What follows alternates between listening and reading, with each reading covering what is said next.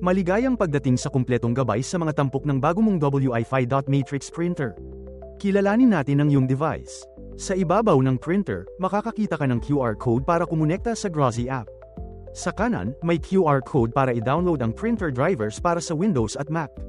Magsimula tayo sa itaas na panel. Tatlong ilaw na pantukoy ang makikita dito. Ang ilaw para sa kuryente. Nagiging solidong berde ito kapag naka-on ang printer. Katabi nito, ang ilaw para sa walang papel. Nagniningning ito ng pula kapag walang papel sa printer o may error sa papel. Kapag maayos na nailagay ang papel sa sensor, namamatay ang pulang ilaw. Kaya siguraduhing maayos ang pagkakaalay ng papel sa sensor. Katabi nito, ang indicator ng Wi-Fi. Kumikinang ito kapag naghahanap ng network at nagiging solidong berde kapag nakakonekta na. Kasama nito ang tatlong control button. Una ang power button para i-on at i-off ang printer. Kasunod ang load o eject button na ginagamit para magpasok o magtanggal ng papel. At mayroon din tayong pause o adjust button na nagpapatigil sa isang print job o gumagawa ng maliliit na pagsasaayos sa papel. Ngayon, tingnan natin ang harap ng printer. Ito ang natatanggal na paper tray na ginagamit para sa tamang pagkakaalay ng papel. Madali mo itong may install ng paalang sa printer tulad nito. Sa paper tray, makikita mo ang paper guide na tumutulong sa tamang pagposisyon.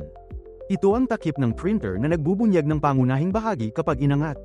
Narito ang print head, ang gumagawa ng teksto sa papel. Katabi nito ang replaceable ribbon cartridge at sa ilalim ng print head ang paper guide roller na nagsisiguro ng maayos na pag-feed ng papel.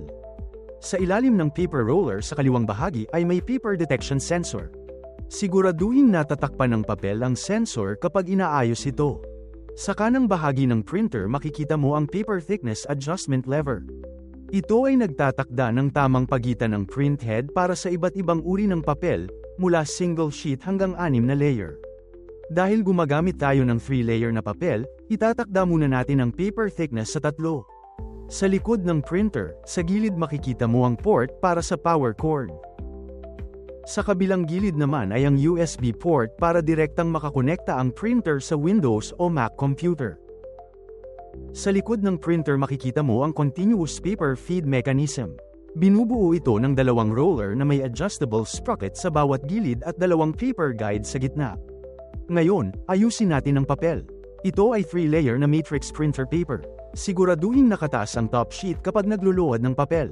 Para malaman ang harap, bahagyang gumuhit ng linya gamit ang kuko. Kung lumitaw ang asul na carbon mark sa mga layer sa ilalim, iyon ang harap. Laging siguraduhing nakataas ang harap na bahagi. Kapag nagse-set up ng papel, simulan sa pag-lock ng isang gilid ng sprocket para manatiling matatag. Sunod, iangat ang sprocket cover at ilagay ang mga butas ng papel sa sprocket pins. Dahan-daang hilahin ang papel hanggang sa kabilang gilid. Pagkatapos, ilagay ang mga butas sa sprocket pins sa kabilang gilid at isara ang sprocket cover. Siguraduhin tuwid at pantay ang pagkakalagay ng papel sa parehong gilid. I-lock ang pangalawang sprocket para siguraduhin nakapwesto ang papel. Siguraduhin naka-on ang printer. Pindutin ang load o eject button para maayos na mailagay o ma-reposition ang papel.